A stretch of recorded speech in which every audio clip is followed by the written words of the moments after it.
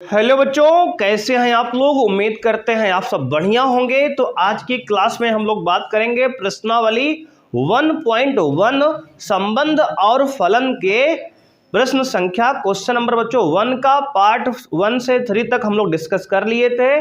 Part 4 से आज की क्लास में हम डिस्कस करने वाले हैं।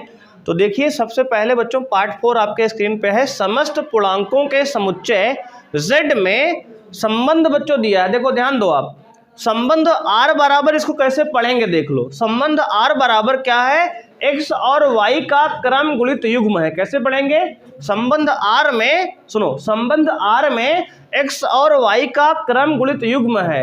सच दैट, मतलब इस प्रकार, x y का क्रम गुणित युग्म इस प्रकार है कि x माइनस वाई, x में से y घटाने पर एक पूर्णांक आता है द्वारा परिभाषित संबंध R। अब आपको चेक करना है कि यह संबंध स्वातुल्य सममित संक्रमक है कि नहीं है। ठीक है, स्वातुल्य सममित संक्रमक है कि नहीं है। अब देखो, अभी तक हम क्या कर रहे थे, नंबर का ऑर्डर्ड पेयर क्रम गुणित युग्म बना रहे थे, 1 2 1 1 2 2 इस तरह ना।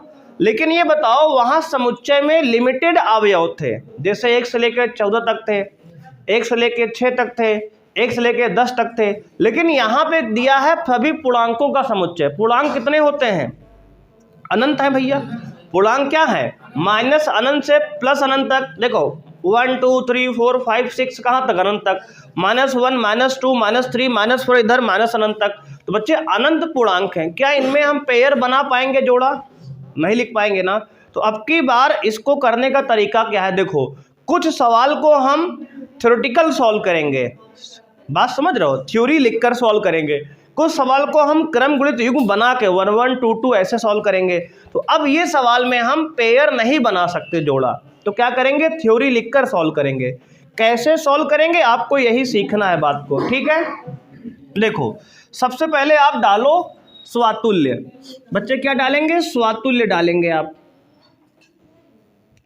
स्वातुल्य यानी कि रिफ्लेक्सिव। तो स्वातुल्य बच्चे होता क्या है, तो कहेंगे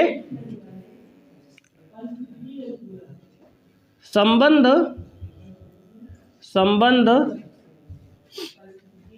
स्वातुल्य कहलाएगा, संबंध स्वातुल्य कहलाएगा यदि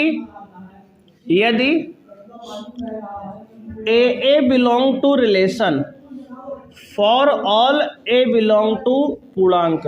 मतलब बच्चे देखो, इसका मतलब हम गणित में लिखा है, हिंदी में समझा रहे हैं। हमने क्या लिखा, हमने कहा संबंध ये स्वातुल्य कहलाएगा। कब कहलाएगा, यदि डबल डबल यानी कि ए संबंध में है, ए संबंध में है किसके लिए, जितने भी अवयव पूर्णांक में है, पूर्णांक के सभी अवयव के लिए। z माने पूर्णांक, ये समुच्चय है ना, समुच्चय के सभी अवयव का अगर ए डबल डबल है संबंध में, तो वह स्वातुल्य कहलाएगा। अब कैसे चेक करेंगे, अब देखो, यानी इट इम्प्लाई दैट, इसका मतलब क्या है, इसका मतलब ये है, देखो x minus y, x y का मतलब है x माइनस वाई एक पूर्णांक आना चाहिए ना। देखो बच्चे अब ध्यान देना, तो संबंध दिया है, तो अगर हम a से a घटाएं, देखो a माइनस a, इसने क्या कहा, एक्स वाई इस प्रकार है कि x और y का अंतर लो और एक पूर्णांक आना चाहिए ना। तो यहाँ हमने जो लिखा है इसका अंतर लो बच्चे, तो a माइनस a। अगर आपको समस्या यहाँ पे है तो यहाँ पे आप x लिख सकते हो, है ना। तो a माइनस a मतलब 0 आएगा। अब बताओ 0 पूर्णांक है कि नहीं है, 0 पूर्णांक है ना, तो लिखोगे a माइनस a बराबर 0, एक पूर्णांक है, एक पूर्णांक है, पूर्णांक है ना, इसकी कंडीशन सेटिस्फाई हो गई ना, तो लिखोगे अतः यह एक स्वातुल्य संबंध है, अतः यह एक स्वातुल्य संबंध है, अतः यह एक स्वातुल्य संबंध है। इसको इस प्रकार चेक करेंगे। अब देखो मेरी बात ध्यान से सुनो फिर से। जैसे मान लो यहाँ आपने 1 रखा, यहाँ भी 1 रखा, तो 1 में से 1 घटाएंगे 0 आएगा। यहाँ 2 रखा, यहाँ भी 2 रखेंगे, 2 - 2 0 आएगा। 3 माइनस 3 जीरो आएगा, 10 माइनस 10 जीरो आएगा, क्योंकि देखो स्वातुल्य के लिए आप डबल डबल रखोगे एलिमेंट, जो रखोगे यहाँ वही यहाँ रखोगे, तो दोनों का अंतर हमेशा ही जीरो आएगा, ऑलवेज जीरो आएगा, तो हमेशा वो स्वातुल्य होगा। यानी जितने भी अवयव समुच्चय में है सबका डबल डबल यहाँ है, क्योंकि सबका अंतर जीरो आ रहा है, इसका मतलब ये स्वातुल्य है। समझ गया ना। अब देखो इसके बाद देखो सम्मित। सम्मित समझो बच्चे, अगर हम कहें सम्मित के लिए यदि a B belong to relation, अब जरूरी नहीं कि हम एक्स वाई संबंध में दिए तो हम भी एक्स वाई लिखें, हम ए बी लिख रहे हैं भाई अपने हिसाब से। यदि ए बी संबंध में है, इसका मतलब क्या है बच्चे, इसका मतलब ये है कि a माइनस बी बराबर एक पूर्णांक आएगा। क्या आएगा? एक पूर्णांक आएगा। सही बात है, बोलो कोई दिक्कत? अगर संबंध में ए बी है तो a माइनस बी एक पूर्णांक आना चाहिए, बोलो हाँ या ना। सही बात है। अगर बच्चे देखो ध्यान से, अगर हम इसमें माइनस कॉमन लें तो क्या होगा? माइनस कॉमन लेंगे तो आएगा b माइनस ए बराबर पूर्णांक। क्यों जी? समझ रहे हो बात को? अगर बच्चे हमने इसमें माइनस कॉमन लिया तो b माइनस ए बराबर पूर्णांक आएगा। अच्छा बताओ, इस माइनस को उधर हम लगा दें तो b माइनस ए बराबर क्या आएगा? माइनस निगेटिव पूर्णांक। अरे निगेटिव पूर्णांक भी भैया एक पूर्णांक ही तो है, इसको फिर से पूर्णांक लिख देंगे। नेगेटिव पूर्णांक हो या पॉजिटिव पूर्णांक हो, पूर्णांक तो पूर्णांक होता है। बोलो हाँ या ना। इसका मतलब इट इम्प्लाई दैट होता है, जो एरो लगाते हैं। इसका अर्थ क्या हुआ, मतलब आगे बता रहे हैं इसका मीनिंग हम। इसका मीनिंग ये लिखा हमने, तो b माइनस ए एक पूर्णांक आया ना। अच्छा ये बताओ, अगर ए बी संबंध में है तो इसका मतलब है कि a माइनस बी एक पूर्णांक है, और अगर हम कहें उल्टा इसका बी ए संबंध में है, इसका मतलब क्या होगा? इसका मतलब b माइनस ए एक पूर्णांक है। बोलो b माइनस ए क्या है? एक पूर्णांक है। अच्छा ही बताओ, अगर e दिया है तो क्या इसको लिख सकते हैं क्या? इससे अगर हम ये लिख रहे हैं तो क्या इससे हम ये लिख सकते हैं क्या? सही बात है। अरे भैया यही तो लिखा है, ये b माइनस एक पूर्णांक है, इसका मतलब क्या? इट इम्प्लाई दैट बी ए संबंध में है, बी ए संबंध में है। देखो अगर ए बी है तो बी ए भी है, अगर a माइनस बी का अंतर पूर्णांक आ रहा है तो b माइनस ए का भी तो अंतर पूर्णांक आएगा, इसका मतलब ये हुआ। अतः यह सम्मित भी है। हो गया सिद्ध ना। तो लिखेंगे अतः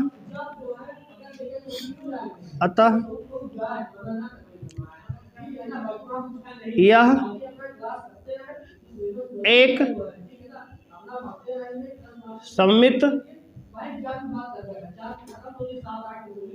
संबंध है। अतः यह एक सम्मित संबंध है। बात समझ में आई भाई? स्वातुल्य भी हो गया, सम्मित भी हो गया। सम्मित समझ में आया कि नहीं, एक बार फिर बता दें। देखो अगर हमने कहा ए बी संबंध में है, इसका मतलब a माइनस बी का अंतर पूर्णांक है, तो हमने कहा माइनस इसमें कॉमन ले लो तो b माइनस ए हो जाएगा। इस माइनस को उधर भेज दो, नेगेटिव पूर्णांक भी देख पूर्णांक होता है ना, तो उसको पूर्णांक लिख दिए। अब बताओ अगर b माइनस ए पूर्णांक है, इसका मतलब b ए संबंध में है। देखो यहां समझाए हम इसको, समझ में आएगा? अगर ए बी संबंध में, इसका मतलब a माइनस बी बराबर पूर्णांक लिख रहे हैं। अगर बी ए संबंध में है, इसका मतलब b माइनस ए बराबर पूर्णांक लिखेंगे। वही इसको उल्टा लिख दिया यहाँ घुमा के, ऐसे देखो। इसका मतलब अगर ए बी है तो बी ए भी है। बात समझ रहे हो ना? तो इसका मतलब यह क्या है? सम्मित संबंध है। क्लियर हो गया यहाँ तक का? अब देखो थ्योरी लिखनी कैसे है आपको समझना है। बात समझ रहे हो कि नहीं? इसमें थ्योरी जो है लिखनी कैसे है, मेन कहानी लिखने वाली फंसेगी इसमें। समझ तो जाओगे आप, ठीक है संबंध है, लेकिन कैसे लिखेंगे? तो लिखने का तरीका आपको अप्रोच हम बता रहे हैं कि लिखना कैसे एग्जाम में है, जिससे नंबर पूरा मिले। अब देखो इसके बाद क्या चेक करेंगे जी हम? संक्रमक। नोट कर लिए जी यहाँ तक? कोई समस्या है यहाँ तक? अब देखो अगर कोई समस्या किसी को तो बता सकता है भाई, यहाँ पर समझा दें एक बार में, क्योंकि आगे डाउट लेके ना जाओ। जब भी थियोरेटिकल क्वेश्चन आएगा इस प्रकार हम सॉल्व करेंगे। अब देखो इसके बाद संक्रमक की जांच करते हैं। संक्रमक की भाई ध्यान देना, संक्रमक के लिए क्या कह रहे हैं? तो भाई अगर हमने कहा मान लिया, देखो संक्रमक में जब भी हम इस तरह सिद्ध करेंगे थ्योरी लिखकर, तो दो बातें आपको ध्यान देनी है, दो चीजें मानना पड़ेगा। माना ए बी संबंध में है और बी सी संबंध में है, ये दो बातें हम मान लेंगे खुद से। बात समझ रहे हो? जब भी ऐसे सवाल सिद्ध करने को आएंगे तो हम दो चीजें मान लेंगे कि संबंध में ए बी है और बी सी है, तभी तो ए सी चेक करेंगे ना। हमने बताया था अगर पति है पत्नी है तब बच्चा जरूरी है ना, ऐसा आपको समझाया था हमने ना। तो अगर पति मान लिए पत्नी मान लिए, दोनों की शादी उदी हुई है, तो अब बच्चे कंपलसरी आ गए है ना होना इनका। इसका मतलब अब देखो अगर ए बी संबंध में है, इसका मतलब क्या है? It imply that a minus b क्या है बच्चे? पूर्णांक है। क्या है? पूर्णांक है। क्लियर है? a माइनस बी क्या है? एक पूर्णांक है। इसको इक्वेशन नंबर बच्चे हमने 1 मान लिया, ठीक है ना। अगर संबंध में ए बी है, इसका मतलब इसका अंतर एक पूर्णांक आता है, ठीक है। और अगर बी सी संबंध में है, इसका मतलब क्या है? बी माइनस सी जो है एक पूर्णांक है। समझ रहे हो कि नहीं समझ रहे हो? क्योंकि सवाल यही तो कह रहा है कि एक्स वाई अगर संबंध में है तो एक्स और वाई का अंतर पूर्णांक आना चाहिए, तो एक्स वाई की जगह ए बी लिख दिया। अब देखो इसको हमने इक्वेशन 2 मान लिया। अगर देखो अगर संबंध में ए बी है और संबंध में बी सी है तो संबंध में ए सी होना चाहिए। बोलो हाँ या ना। अगर संबंध में ए बी है और संबंध में बी सी है तो संबंध में ए सी होना चाहिए। इसका मतलब बच्चे ये हुआ ए सी संबंध में कब होगा बच्चे? तो इसको रफ में देखो कर लो ऐसे, जब ए माइनस सी एक पूर्णांक आएगा। क्या आना चाहिए हमारा? ए माइनस सी एक पूर्णांक। हमें ये लाना है बच्चे, ये लाना है। अगर ये आ गया तो ये सिद्ध हो जाएगा ना। अब देखो हाँ समीकरण, अब देखो ए माइनस सी कब आएगा? देखो इसको रफ में कर लिया करो कि हमें का लाना क्या है, ए माइनस सी लाना है ना। रफ में कर लिए, ये बात रफ में करा करो, किसमें? रफ बच्चे है ये। हमें ए माइनस सी लाना है, तो ए माइनस सी कब आएगा? जब बी से बी कट जाएगा। बी कब कटेगा? जब दोनों को जोड़ देंगे। तो लिखेंगे समीकरण 1 प्लस 2 जोड़ने पर तो बच्चे आएगा a माइनस बी, इधर से वहां से आएगा प्लस में b माइनस सी बराबर पूर्णांक प्लस पूर्णांक। b से b कट गया, a माइनस सी बराबर पूर्णांक प्लस पूर्णांक क्या होता है? पूर्णांक होता है ना। a माइनस सी क्या आ गया? पूर्णांक आ गया। बात समझ रहे हो कि नहीं समझ रहे हो? तो इसका मतलब बच्चे अगर a माइनस सी पूर्णांक आ गया, इट इम्प्लाई दैट ए सी संबंध में है। बोलो इसका मतलब संबंध में ए सी भी है ना। अरे बात देखो ना यहाँ से, अगर a माइनस सी पूर्णांक है इसका मतलब ए सी संबंध में है। देखो आ गया, ए बी हमने माना, बी सी हमने माना, ए सी हमने प्रूव किया। क्या हमने खुद से लिखा? क्या नहीं, प्रूव हुआ ना है खुद से। तो लिखेंगे अतः संबंध संक्रामक है। देखो बात को लिखना सीखो, कैसे प्रूव करना है। मतलब थ्योरेटिकल क्वेश्चन जब आ जाएगा तब वहां पे आपको इस प्रकार प्रूव करना है लिखकर। और लिखने की कला तभी आएगी भाई जब आप लिख लिख कर प्रैक्टिस करोगे, समझोगे बात कैसे लिखना है, इसको प्रोसीजर के साथ। सबसे हमने ए बी और बी सी माना है, देखो माना है और ए सी प्रूव किया है। ये बात जो है आप अपनी कॉपी में जिस लैंग्वेज में समझते हैं लिख लो कि हाँ ऐसे किया जाएगा इस सवाल में, जिससे बाद में दिक्कत ना आए आखिरी में। ठीक है, नोट कर लो यहां तक। देखो बच्चों पार्ट 5 है, कह रहा है किसी विशेष समय पर किसी नगर के निवासियों के समुच्चय में निम्नलिखित संबंध आर इस प्रकार से आपको दिया गया है। पहला दिया गया है संबंध x और y इस प्रकार के क्रम गुणित युग्म हैं कि x तथा y एक ही स्थान पर कार्य करते हैं। बच्चे देखो एक गांव के निवासी हैं, ये सब यहाँ पे समुच्चय में, ठीक है। समुच्चय किसका है? एक गांव के सभी निवासियों का समुच्चय है। उसमें x और y इस प्रकार है कि x और y एक ही स्थान पे कार्य करते हैं, ठीक है ना। आपको स्वातुल्य सम्मित संक्रमक की जांच करनी है। सबसे पहले हमें ये बताओ स्वातुल्य की अगर बच्चे हम बात करें भैया स्वातुल्य के लिए क्या होगा, तो कहेंगे सर स्वातुल्य में x बिलोंग टू रिलेशन होना चाहिए, है ना। इसका मतलब है इट इम्प्लाई दैट x तथा x एक ही स्थान पे कार्य करते हैं, एक ही स्थान पर कार्य करते हैं। सही बात है भाई, है ना, कार्य करते हैं। जैसे हम कहें कि अमन और अमन टॉपर्स इंस्टीट्यूट में पढ़ते हैं, तो सही बात है भाई, एक ही लोग हैं तो पढ़ेंगे तो है ना, दो बच्चे तो है नहीं कि मान लो कहीं और पढ़ते हैं। तो अमन और अमन एक ही बच्चा है तो टॉपर्स इंस्टीट्यूट में पढ़ते हैं। बच्चे सोच रहे टॉपर इंस्टीट्यूट कहाँ है, तो बच्चे जहाँ पे आप वीडियो देख रहे हो, ठीक। तो ये क्या है, स्वातुल्य है कि नहीं है, सही बात है भाई। एक्स और यक्स एक ही स्थान पे तो काम करेंगे, है ना। जैसे मान लो रामलाल रामलाल एक ही आदमी है तो एक ही जगह काम करता है, सही बात है। इसका मतलब स्वातुल्य है, तो लिखेंगे अतः यह स्वातुल्य संबंध है, स्वातुल्य संबंध है। भाई समझ रहे हो बात को। अब देखो आगे, अब बात करेंगे सम्मित की, ध्यान से बात को समझते रहो। सम्मित मतलब क्या है, अगर भाई कहें यदि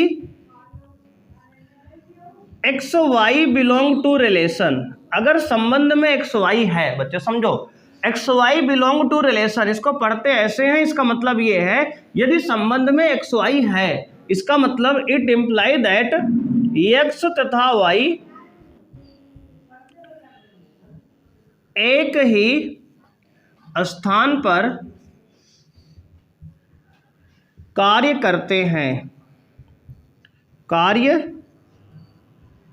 करते हैं। समझ रहे हो भाई, यदि x और y एक ही स्थान पे कार्य करते हैं तब y तथा x भी एक ही स्थान पे कार्य करेंगे, है कि नहीं, बोलो भाई। अगर हम कह रहे हैं कार्य करते हैं, ये बताओ हमें, अगर हमने कह दिया कि x और y एक ही स्थान पे कार्य करते हैं तब y तथा x भी तो एक ही स्थान पे काम करेंगे, बोलो बच्चे, बात समझ में आई कि नहीं। अगर हम कह दें कि अमन और अनामिका एक ही स्थान पे काम करते हैं तो अनामिका और अमन भी तो एक ही स्थान पे काम करेंगे ना, चाहे घुमा के बोलो, चाहे उल्टा बोलो, चाहे सीधा बोलो। इसका मतलब it imply that y comma x belong to relation. बात समझ में आएगी नहीं। अगर एक्स वाई संबंध में है तो वाई एक्स भी संबंध में है, बोलो क्लियर मामला। इसका मतलब क्या है ये, अतः यह सम्मित संबंध है, बोलो क्लियर है, कोई समस्या जी यहाँ तक, मामला एकदम कूल है। अब बात करेंगे संक्रामक की, और बढ़ते हैं आगे। बच्चे नोट कर लिए ना इसको। अब देखो संक्रामक की देखते हैं। देखो ये सब थ्योरेटिकल क्वेश्चन है, बहुत आसान है, इसको आप आराम से कर सकते हो अगर थोड़ा ध्यान से समझोगे बात को तो। अब देखो बात करें अगर बच्चे हम संक्रामक की, संक्रामक में क्या है, तो हमने कहा यार संक्रामक के लिए मान लिया, क्या लिया बच्चे, मान लिया। देखो संक्रामक में सिद्ध करने के लिए दो चीज मानते हैं, ए बी और बी सी, दो पेयर ना। तो मान लिया, माना एक्स वाई संबंध में है और क्या माना, वाई जेड संबंध में है। मतलब ये है कि एक्स वाई संबंध में है, इसका मतलब ये है कि एक्स तथा वाई एक ही स्थान पर काम करते हैं, ठीक है, बोलो समझ में आया भाई। अगर एक्स वाई संबंध में है इसका मतलब एक्स और वाई एक ही स्थान पर काम करते हैं। अगर आपसे आगे कहें हम वाई जेड संबंध में है, इसका मतलब क्या हुआ, इसका मतलब ये हुआ कि वाई जेड एक ही स्थान पर काम करते हैं। बात समझ रहे हो भाई। अगर एक्स वाई एक स्थान पे काम करते हैं, वाई जेड एक स्थान पे काम करते हैं, तो ये बताओ दोनों में कॉमन क्या है, वाई कॉमन है ना।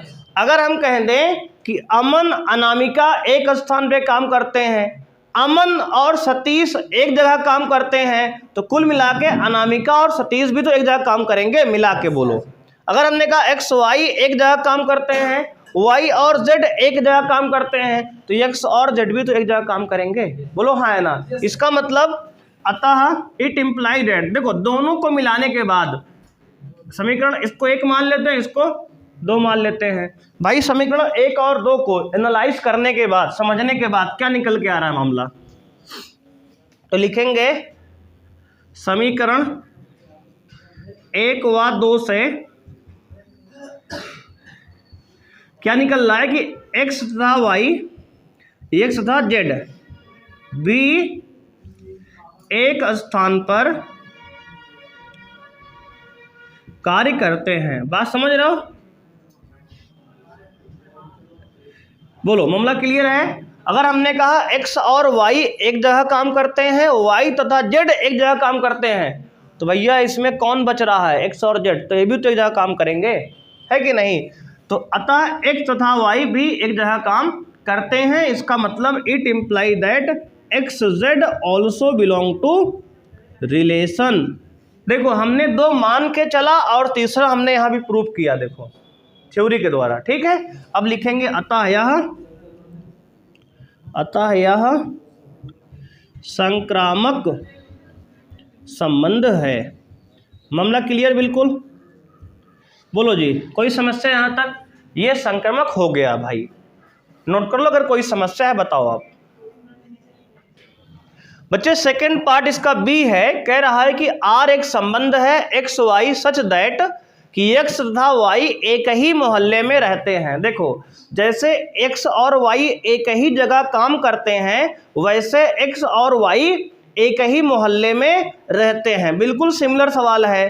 तो अब देखो अगर इसके बात करें स्वातुल्य के लिए, देखो अगर बात करें स्वातुल्य के लिए क्या होगा, तो लिखेंगे एक्स बिलोंग टू रिलेशन, मतलब x और x एक ही मोहल्ले में रहते हैं। सही बात है ना, स्वातुल्य है कि नहीं है, तो है। इसका मतलब आगे लिख लोगे आप ना कि x तथा x एक ही मोहल्ले में रहते हैं, आप लिखोगे इसको हिंदी में, ठीक है। इसका मतलब ये ऐसे लिखोगे, इट इम्प्लाई दैट x तथा x एक ही मोहल्ले में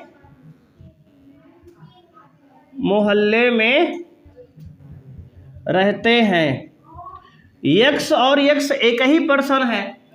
अच्छा कोई समझ रहे हो, हमारी वाली x है वो, पहली x और दूसरी x एक ही मोहल्ले में रहती है, और वाला x नहीं है, ठीक है। x और x दो लोग हैं, मतलब एक ही लोग हैं, ये एक ही मोहल्ले में रहेंगे। भाई कहें अमन और अमन एक ही मोहल्ले में रहते हैं, सही बात है यार, अमन एक ही व्यक्ति तो है, कितनी बार बोलोगे उसको ना। ये स्वातुल्य है। सम्मित की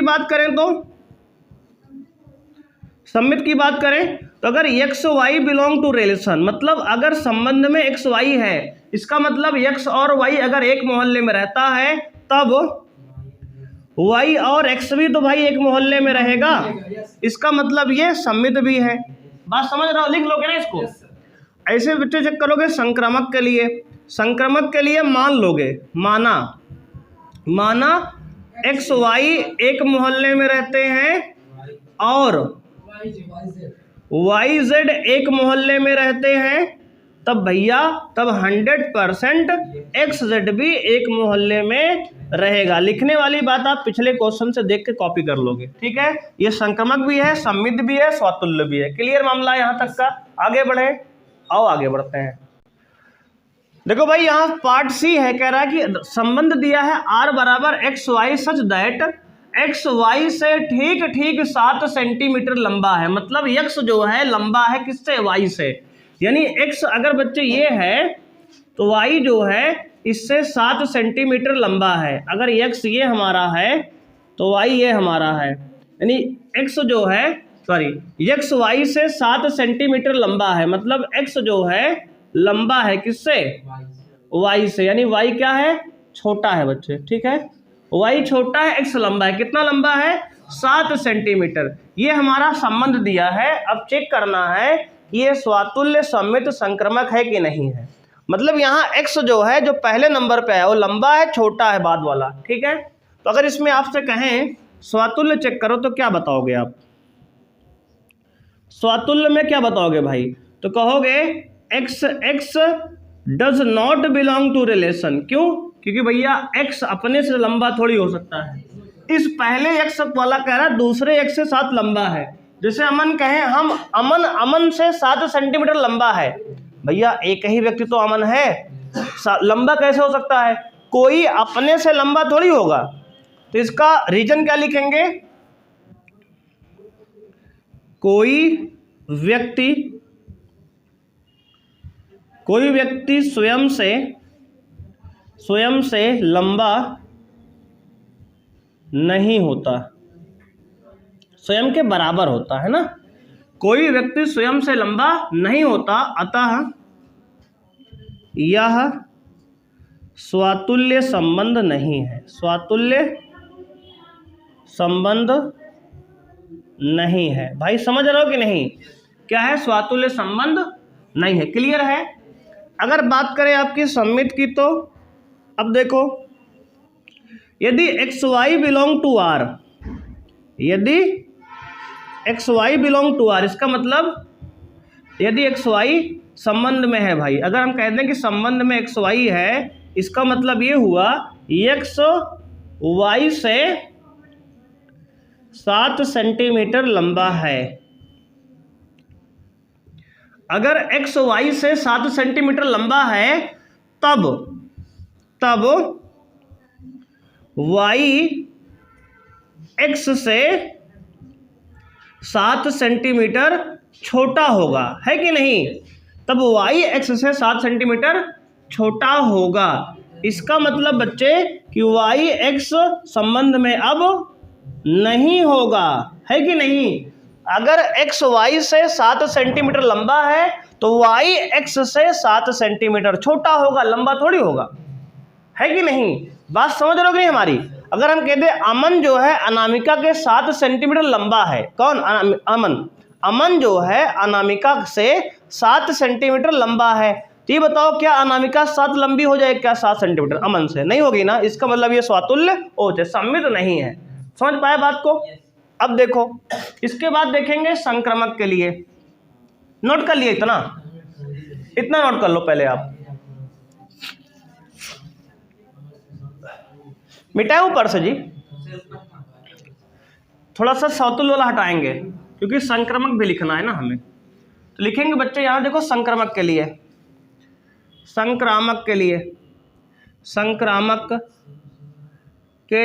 अब ध्यान देना। संक्रामक के लिए बच्चे देखो ध्यान से देखो यहाँ पे।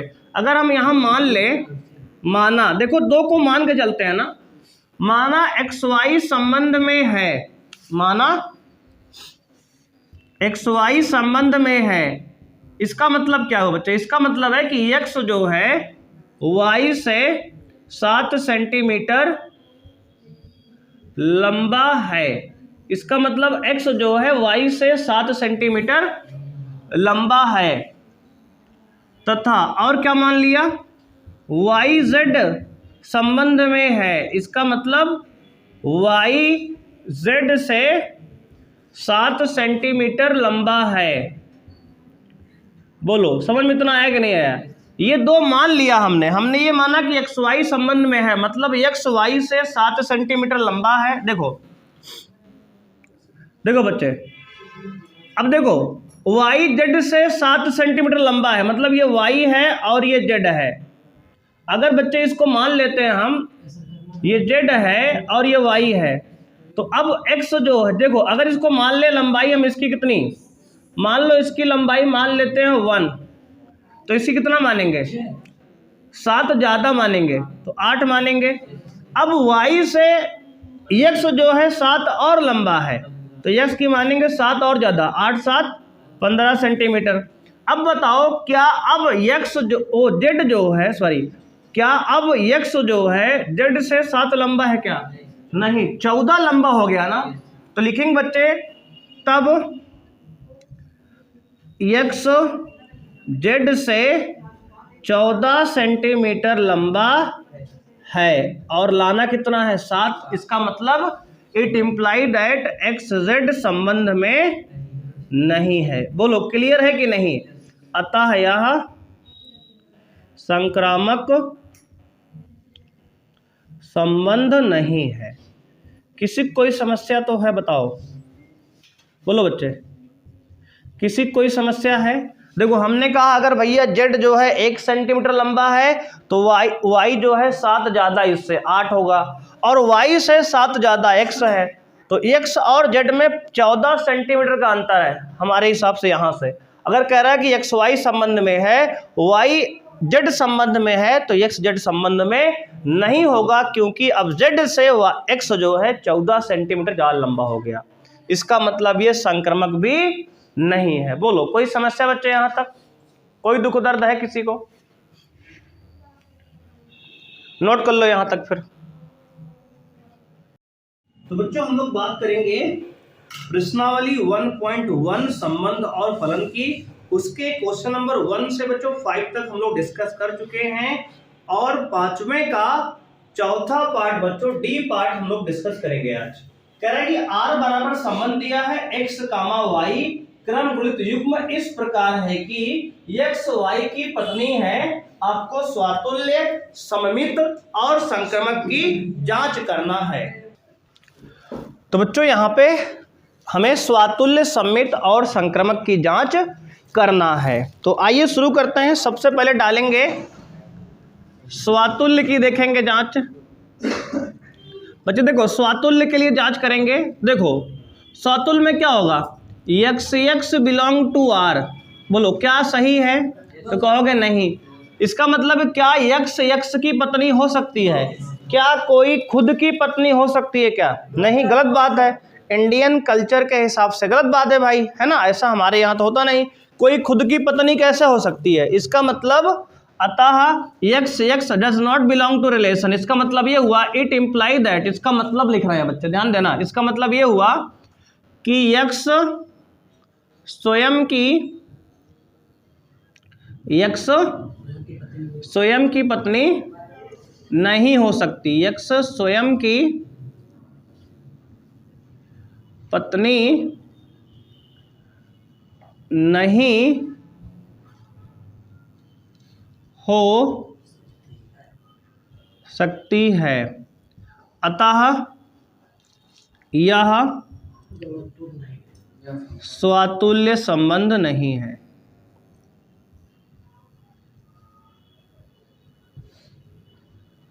बोलो कोई दिक्कत जी? स्वातुल्य है कि नहीं है? तो कहोगे नहीं है, क्योंकि कोई खुद की पत्नी भाई कैसे हो सकता है। अब देखो सम्मित की बात करेंगे, ध्यान समझना। अब सम्मित में क्या कह रहे हो आप? तो लिखेंगे यदि x y belong to R, मतलब यदि संबंध में एक्स वाई है, यदि x y belong to R मतलब एक्स वाई में संबंध है, इसका मतलब it imply that x y की पत्नी है, एक्स वाई की पत्नी है, मतलब एक्स जो है वाई की पत्नी है, मतलब एक्स जो है वाइफ है और ये जो है वाई जो है हस्बैंड है। इतना बात समझ में आया कि नहीं? एक्स वाई की पत्नी है मतलब एक्स वाइफ है और वाई हस्बैंड है। इतना क्लियर है? तो क्या इसका उल्टा पॉसिबल है? क्या वाई एक्स की पत्नी हो सकती है? क्या एक्स की पत्नी हो सकती है क्या? बताओ। नहीं, क्योंकि अगर एक्स वाइफ है यानी पत्नी है और वाई पति है, तो यहां उल्टा वाई कामा एक्स का मतलब क्या हो गया? अब वाई पत्नी हो गया और एक्स पति हो गया। क्या ऐसा पॉसिबल है? यहां एक्स पत्नी है और यहां एक्स पति बन गया। क्या ऐसा पॉसिबल हमारे यहाँ है? तो लिखोगे वाई कामा एक्स, यानी वाई एक्स की पत्नी नहीं हो सकती, नहीं हो सकती, मतलब इसका उल्टा नहीं पॉसिबल है, नहीं हो सकती है। It imply that y x does not belong to relation, मतलब एक्स वाई तो है लेकिन वाई एक्स नहीं होगा। बात समझ पाए कि नहीं आप? यानी अगर एक्स वाई की पत्नी है तो भाई एक्स पत्नी है, वाई पति है। इसका उल्टा बोले तो वाई पत्नी हो जाएगा, एक्स पति होगा। ऐसा कैसे होगा? है ना? बात समझ रहे हो कि नहीं? ऐसा उल्टा तो हो नहीं सकता। इसका मतलब ये सम्मित भी नहीं है, अतः यह सममित संबंध नहीं है। इतना क्लियर है बच्चे? एकदम मामला कूल है।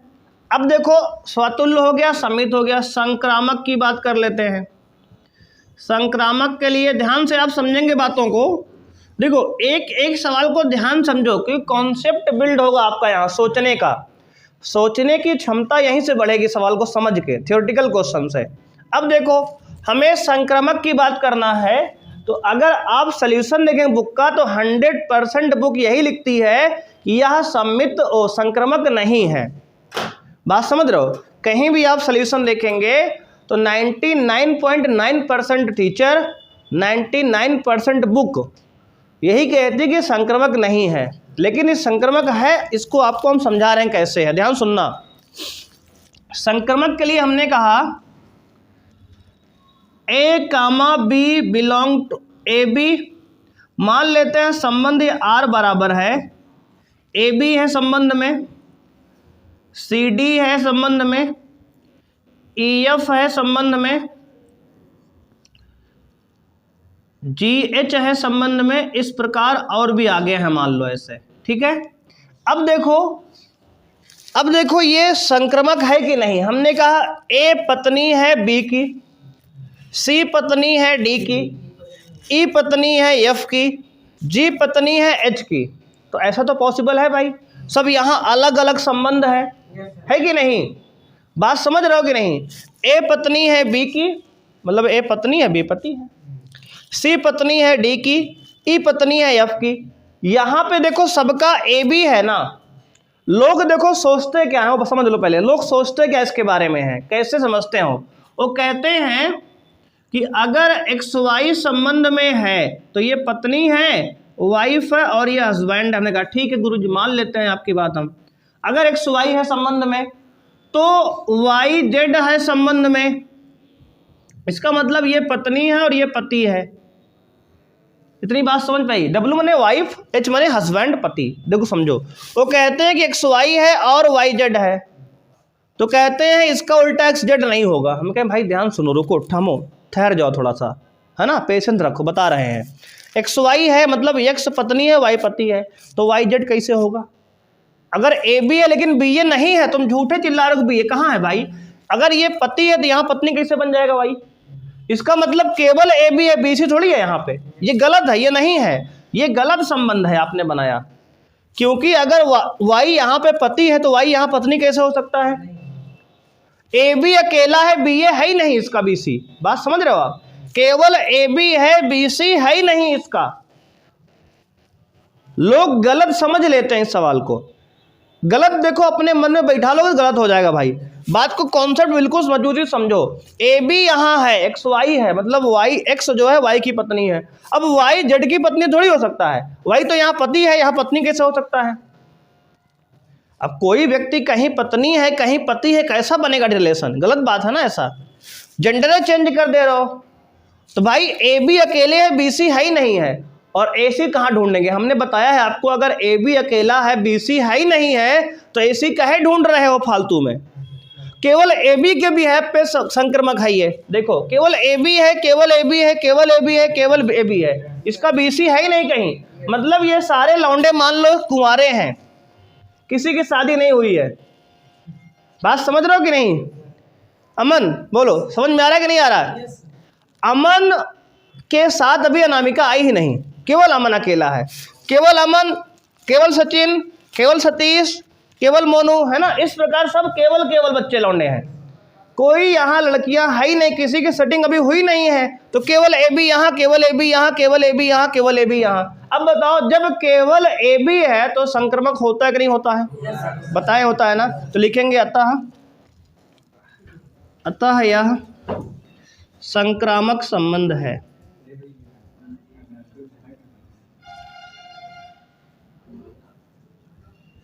बोलो भाई समझ में बात आई कि नहीं आई? किसी कोई समस्या बताओ इस सवाल में। तो इस सवाल का आंसर आज के बाद गलत होगा। मतलब इसमें ए बी है, बी सी भैया है ही नहीं, तो ऐसे क्या ढूंढ रहे हो? 99% लोग, टीचर और किताब भी यही कहती है कि ए बी है, बी सी है, लेकिन अरे भैया बी सी है ही नहीं है, झूठे तुम कह रहे हो। बी सी कहाँ है?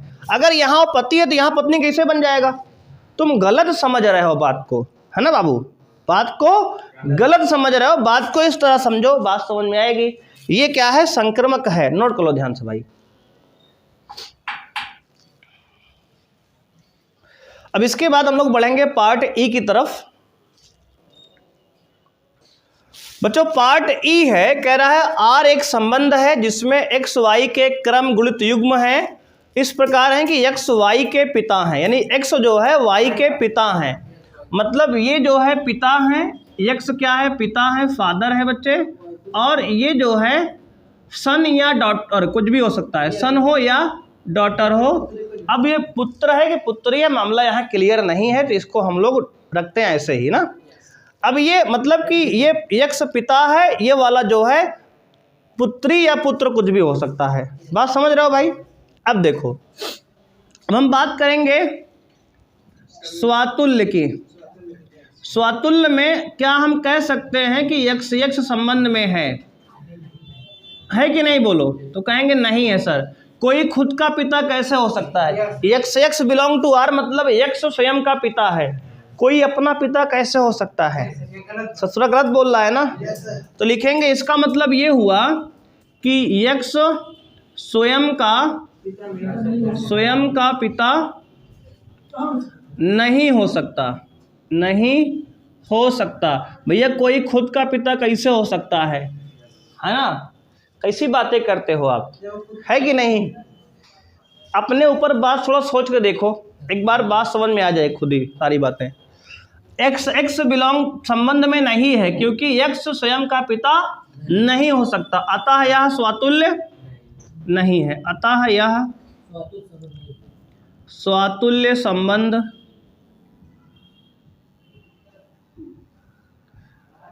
देखो इन बातों को बहुत ध्यान से बढ़िया से लिख लो, क्योंकि लास्ट तक तुम भूल जाओगे इसका एक्सप्लेनेशन क्या हमने दिया था, बात समझ रहे हो।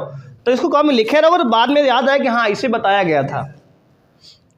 अब देखो सम्मित के लिए कहानी क्या है भैया, अगर हम कहें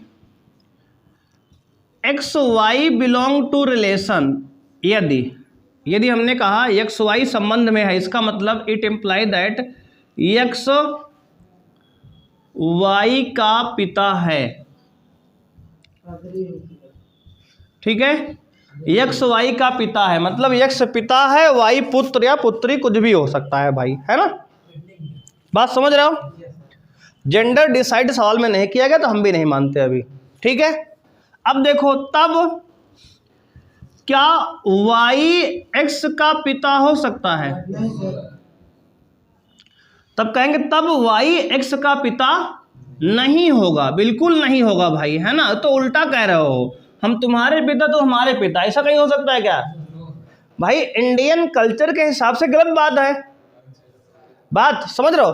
एक्स कह रहा है कि हम तुम्हारे पिता हैं वाई से, और वाई कह रहा है हम तुम्हारे पिता हैं, ऐसा कहीं हो सकता है क्या, नहीं। इसका मतलब बच्चे it imply that y x does not belong to relation, मतलब एक्स वाई संबंध में है लेकिन वाई एक्स नहीं है, अतः यह सममित संबंध नहीं है, सममित संबंध नहीं है, क्लियर है।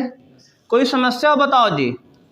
संक्रामक की बात करेंगे भाई, संक्रामक की बात करेंगे। संक्रामक में ध्यान से हमारी बातों को सुनना और समझना हम क्या बता रहे हैं, तभी आप डिसाइड कर पाओगे चीज़ों को। हमने कहा मान लिया भाई, मान लिया, माना एक्स वाई संबंध में है, माना एक्स वाई संबंध में है, इसका मतलब it imply that x y का पिता है। कोई दिक्कत किसी को, एक्स वाई का पिता है तथा और ये भी मान लिया y z belong to relation, y z का पिता है, ये तो हो सकता है ना। जैसे मान लो अब तुम्हारे पापा किसी के बेटे होंगे, उनके बेटे तुम हो, तो ऐसा तो भाई हो सकता है ना। जैसे मान लो यहाँ पे एक एग्जांपल दें हम कि जैसे मान लो एग्जांपल दिए, एक लिखा श्यामलाल, एक है मान लो श्याम, एक है मान लो सुंदर, एक है मान लो रमेश भाई, है ना। अब देखो हम कहें श्याम जो है सुंदर के पिता हैं और जो है रमेश के पिता सुंदर हैं, तो ऐसा पॉसिबल है भाई। तो ये जो है पोता हो गया, ये इसके पिता हैं, इसके पिता ये हैं और इसके दादा हैं, ये बात समझ रहे हो ना, ग्रैंडफादर है, ऐसा तो पॉसिबल है ना। तो वही वाला संबंध यहाँ हम लिखने जा रहे हैं। तो अब ध्यान देना कि ये दोनों पॉसिबल है ना, एक्स पिता है वाई का और वाई पिता है जेड का, किंतु एक्स जेड का पिता नहीं है, बात को समझो हमारी। अब भाई एक्स जो है ये एक्स है, ये वाई है और ये जेड है, समझो थोड़ी देर के लिए। तो अगर ये श्याम पिता है सुंदर का, सुंदर पिता है रमेश का, तो क्या श्याम जो है रमेश का पिता है क्या? नहीं, वो तो दादा है ना उसका। श्याम तो दादा है किसका? रमेश का।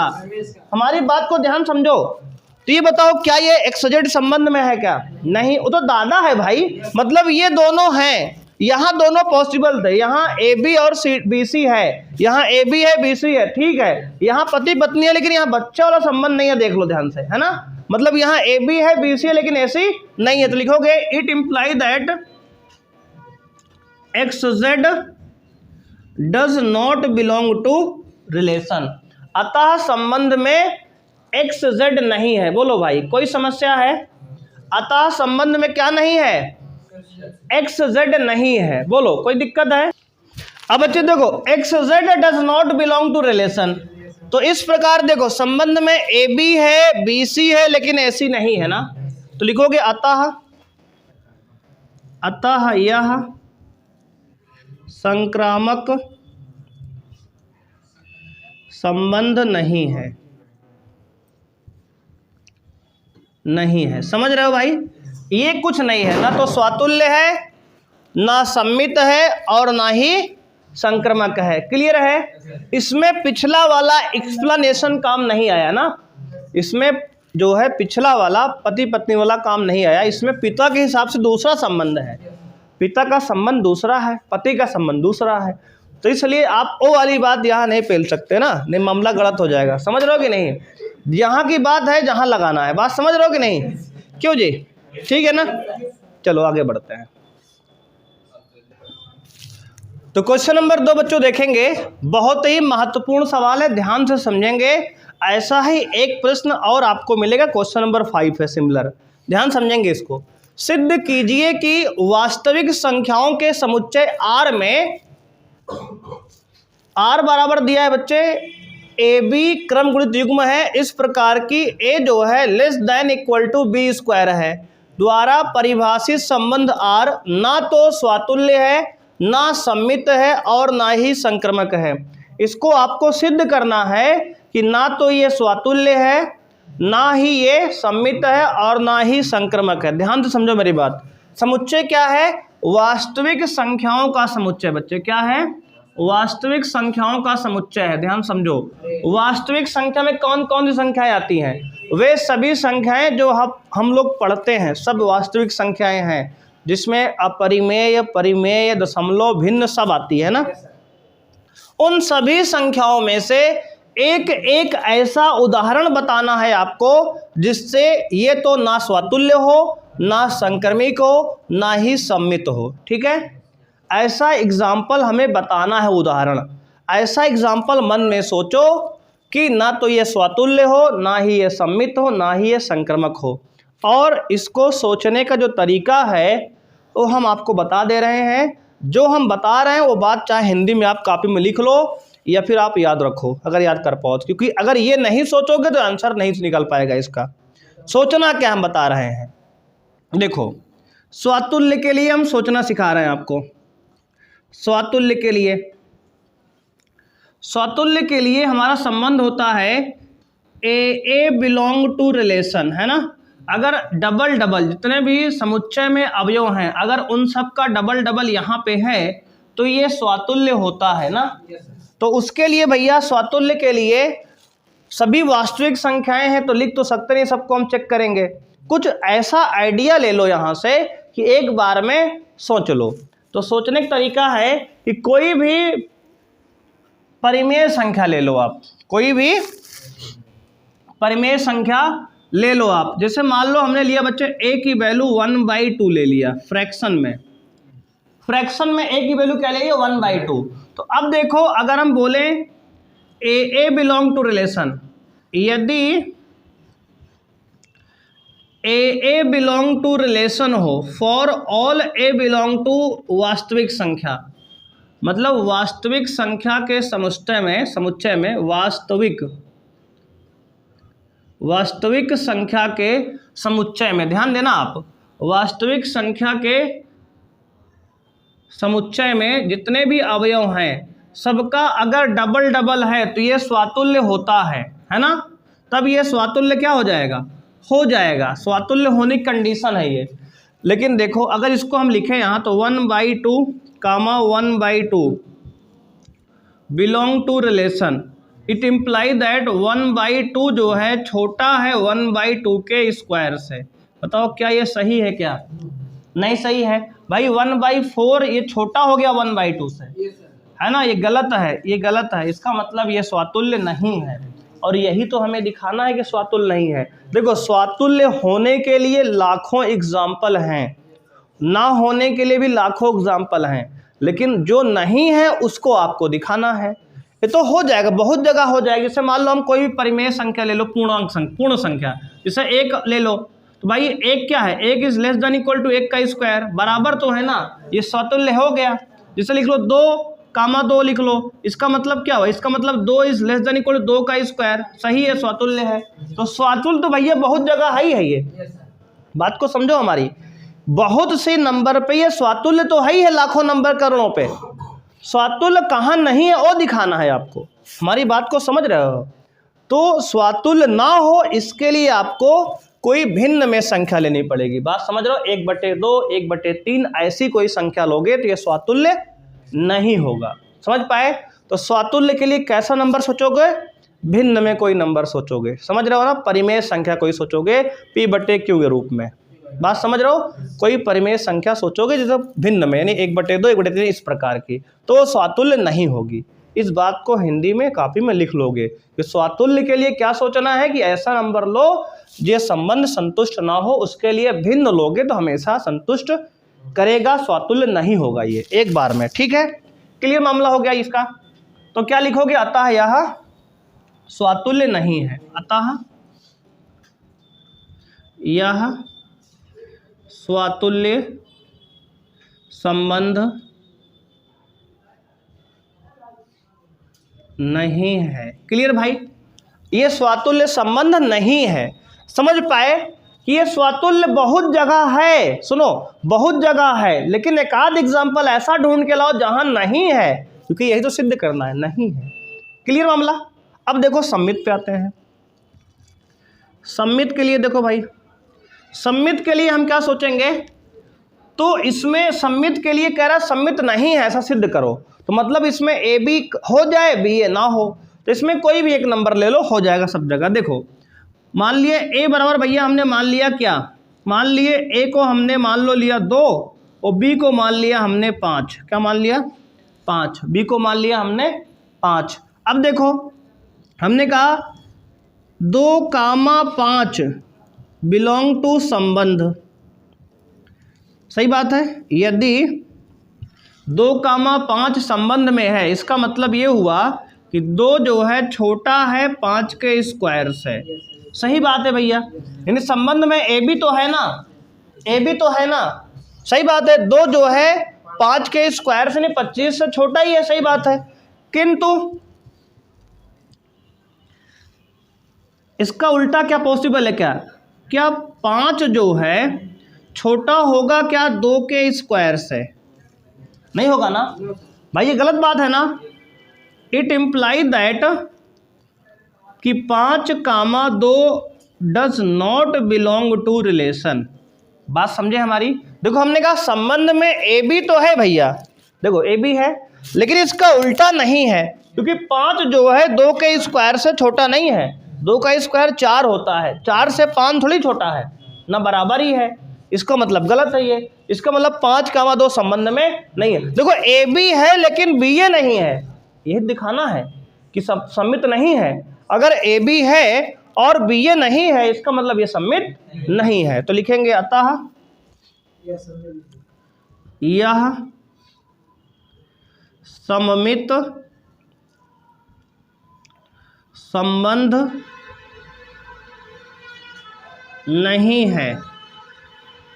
अब ये कोई ज्ञान मत देगा भाई ऐसा कि इसमें जो हम कह दें कि ए बी ही नहीं है।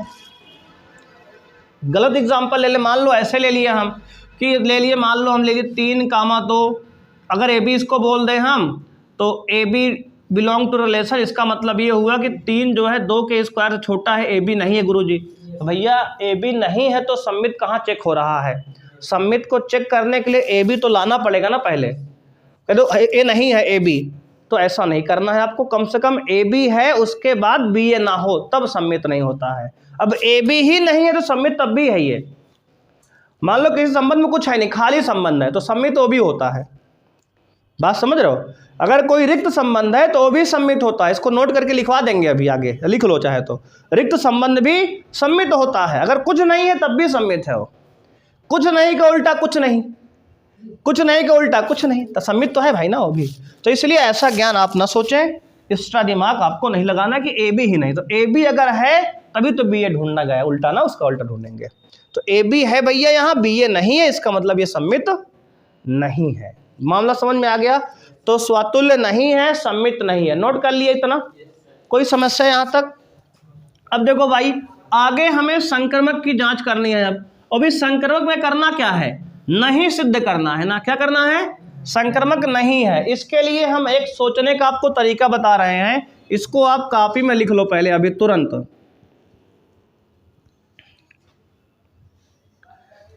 सुनो ध्यान से भाई। अब देखो इसको सोचने का तरीका क्या है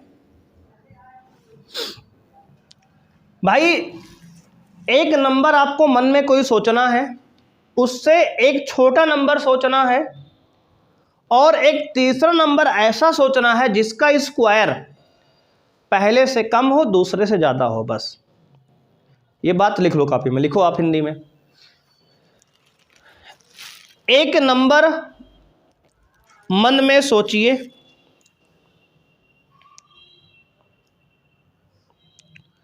लिख लो एक नंबर मन में सोचिए और एक दूसरा नंबर मन में सोचिए, है ना? सोच लिए। और दूसरा क्या होगा? छोटा होगा। एक दूसरा छोटा नंबर, सुन लिख लेना उसमें, एक दूसरा छोटा नंबर मन में सोचिए, आगे लिखो। तब एक ऐसा तीसरा नंबर सोचिए, तब एक ऐसा तीसरा नंबर सोचिए, तब एक ऐसा तीसरा नंबर सोचिए, लिख लिए यहां तक? तब एक ऐसा तीसरा नंबर सोचिए जिसका वर्ग, देखो वर्ग क्यों बोले? क्योंकि यहां वर्ग पे संबंध दिया गया है। देखो वर्ग पे संबंध यहां दिया, इसलिए एक तीसरा नंबर ऐसा सोचिए जिसका वर्ग पहले से छोटा और दूसरे से बड़ा हो। पहले से छोटा, जिसका वर्ग पहले से छोटा और दूसरे से बड़ा हो। लिख लिए? अब देखो ऐसा नंबर हमने देखो स्क्रीन पे लिख दिया है पहले ही। ए देखो 5 है, बी दूसरा नंबर उससे छोटा 3 है, और एक तीसरा नंबर हमने लिया जिसका वर्ग 4 होता है। अब देखो 4 दूसरे से तो बड़ा है लेकिन पहले छोटा है। सेट कर दिया ना? समझ में बात आया? अब भाई ऐसे करोड़ों नंबर है हम कह रहे हैं, लेकिन उसमें से हमने एक लिखा है। आपके दिमाग में और कोई चले और लिख लो, है कि नहीं? बहुत ज़्यादा दिमाग नहीं लगाना। हमने कहा एक नंबर सोचो, सोच के लिख लिए। एक दूसरा छोटा सोचे, उससे लिख लिए। अब तीसरा ऐसा नंबर लिखो जिसका वर्ग इन दोनों के बीच में हो। बस दोनों के बीच में, मतलब दोनों के बीच मतलब क्या? इससे तो छोटा होगा, इससे बड़ा होगा। बस बात समझे? सही बात है ना? सेट है ना? देखो 5 3 से छोटा है, देखो 5 से 3 छोटा है, सही बात है। और 2 जो है 2 का वर्ग 4 होगा, 4 इस दोनों के बीच में आ रहा है, देख लो, है ना। अब देखो ये मामला सेट है। अब देखो लिखो ऐसे, देखो लिखेंगे A B belong to relation, it imply that 5 is less than equal to 3 का स्क्वायर। सही बात है ना, माना संबंध में है, सही बात है, बोलो है कि नहीं है ये? 5 जो है 3 के स्क्वायर से छोटा है, यानी 9 3 का स्क्वायर होता है, 5 से छोटा है ही तो है भाई, सही बात है ना। सेट मामला। तथा B C belong to relation, it imply that 3 is less than equal to 2 के स्क्वायर से। सही बात है, बोलो भाई, सही बात है ना। संबंध में ए बी भी है, बी सी भी है कि नहीं, बोलो। कहोगे 100% सर है, किंतु देखो, किंतु a c does not belong to relation, किंतु संबंध में ए सी नहीं है भैया, आओ देख लेते हैं। इट इम्प्लाई दैट जो 5 है वो छोटा नहीं है 2 के स्क्वायर से, गलत बात बोल रहे हो आप। देखो हमने कहा संबंध में ए बी है, हाँ सही है, बी सी भी है, बिल्कुल सही है, लेकिन ऐसे नहीं हुआ।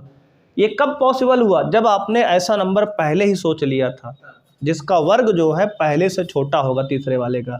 बात समझ में आई? अतः यह संक्रामक संबंध नहीं है। बोलो कोई समस्या है भाई? ये क्या है? संक्रामक नहीं है। क्या हो गया ये? इति सिद्धम। मामला समझ में आया? ये हो गया हमारा मामला खत्म। ना तो ये स्वातुल्य है, ना ही ये सम्मित है, और ना ही संक्रामक है। संक्रामक में जो सोचने के लिए हम बताए हैं, ये बात अगर सोच के आप एग्जाम्पल लिख दोगे तो एक बार में ही सही हो जाएगा। नहीं इस सवाल पे 10 मिनट बर्बाद हो सकता है, 5 मिनट, 15 मिनट, 20 मिनट, आधे घंटे हो जाता है, नहीं आता सवाल तब भी। बात समझ रहे हो? तो जो हम सोचने के लिए बोले हैं, एक नंबर लो, एक उससे छोटा नंबर लो, और तीसरा नंबर ऐसा लो जिसका स्क्वायर दोनों के बीच में आ जाए, मतलब पहले से छोटा हो दूसरे से बड़ा हो। बात वही है ना। ये हो गया तरीका हमारा, ठीक है। तो आज की क्लास में इतना ही करते हैं, ठीक है ना। आगे बढ़ेंगे कल इसके बाद के सवाल नंबर 3 से चर्चा करेंगे जी।